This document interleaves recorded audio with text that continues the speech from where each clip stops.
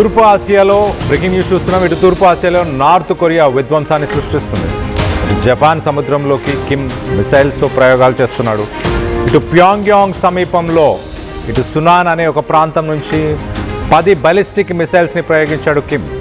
ఇటు north Korea క్షిపణి ప్రయోగాన్ని ఇటు సౌత్ కొరియా కూడా ధృవీకరించింది. ఇటు కిమ్ మిసైల్స్తో జపాన్ అప్రమత్తమైంది. ఇటు పౌరులకు ఎమర్జెన్సీ అలర్ట్ని కూడా ఇటు జపాన్ ప్రభుత్వం జారీ చేసింది. ఇప్పటికే ఇటు పశ్చిమాసియాలో యుద్ధంతో ప్రపంచం అల్లకల్లోలమవుతున్న సమయంలో ఇటు కిమ్ కూడా యుద్ధంలోకి వస్తే వినాశనమేనన్నారు అని భయపడుతున్నారు ప్రస్తుతానికి. ఇటు ఒక్కసారి మనం చూస్తే కనుక ఇటు సౌత్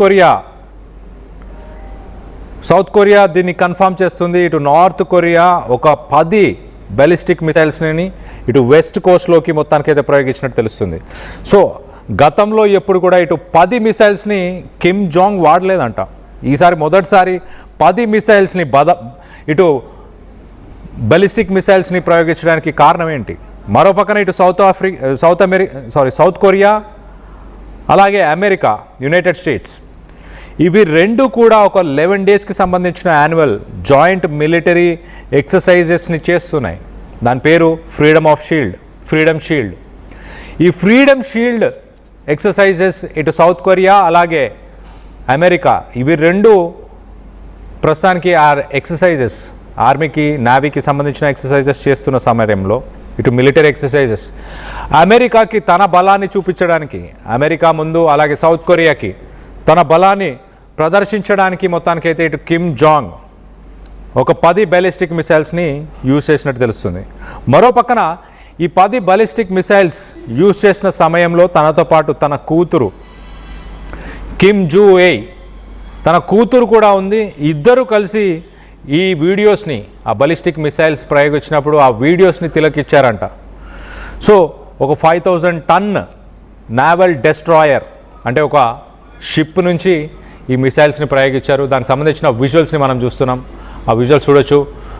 ఆ షిప్ నుంచి కంటిన్యూస్గా ఒకదాని తర్వాత ఒకటి 1, 2, 3 అలా మొత్తంగా ఒక 10 బాలిస్టిక్ మిసైల్స్ని ఒక్కసారిగా ప్రయోగించడంతో ఇటు పక్కనే ఉన్న జపాన్ అలాగే పక్కనే ఉన్న సౌత్ కొరియా ఈ రెండు కూడా కొంత భయభ్రాంతులకు గురయ్యారు. అక్కడ ప్రజలు భయభ్రాంతులకు గురయ్యారు. అలాగే అక్కడ ప్రభుత్వాలు కూడా ప్రజలకు హెచ్చరికలను జారీ చేశాయి. మిసైల్స్ లాంచ్ అవుతున్నాయి కాబట్టి జపాన్లో మనందరికీ తెలుసు గతంలో జరిగిన న్యూక్లియర్ అటాక్స్ వల్ల అక్కడ nuclear facilities under ground tunnels.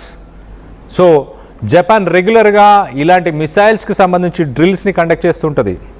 Tsunami వచ్చినా కానీ ఇలాంటి మిసైల్స్ వస్తున్నాయంటే ఇటు చిన్నపిల్లల నుంచి పెద్దవారి దాకా ఇటు హాస్పిటల్స్, స్కూల్స్ అలాగే ప్రతి ఇంటికి సంబంధించి కూడా కొన్ని డ్రిల్స్ని పాటిస్తుంటారు.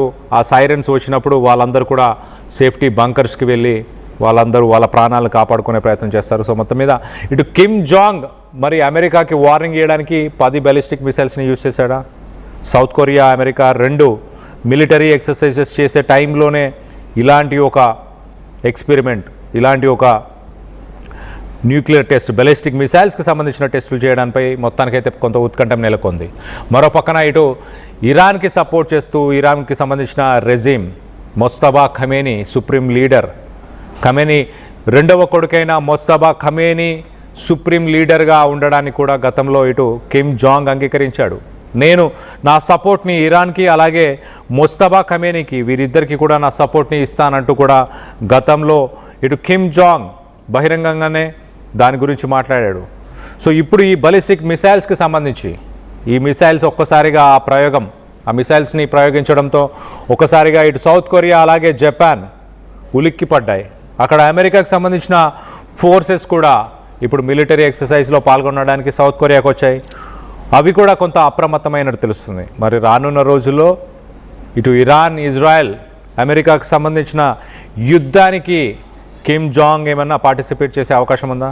ఇటు మనం చూస్తే కనుక ఇటు రష్యాతో కిమ్ జాంగ్కి ఉన్న ఒప్పందం ఇటు యుక్రెయిన్ అలాగే రష్యాకు సంబంధించిన వార్ జరుగుతుంది కదా.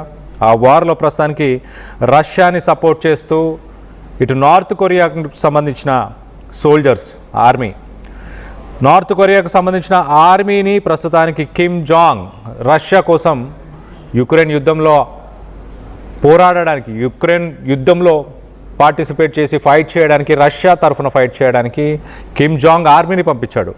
మరి అలాగే రానున్న రోజుల్లో ఇటు కిమ్ జాంగ్ ఇరాన్కి కూడా ఆర్మీని పంపించే అవకాశం ఏమైనా ఉందా? ఇటు బలిస్టిక్ మిసైల్స్ని యూజ్ చేస్తున్నాడు.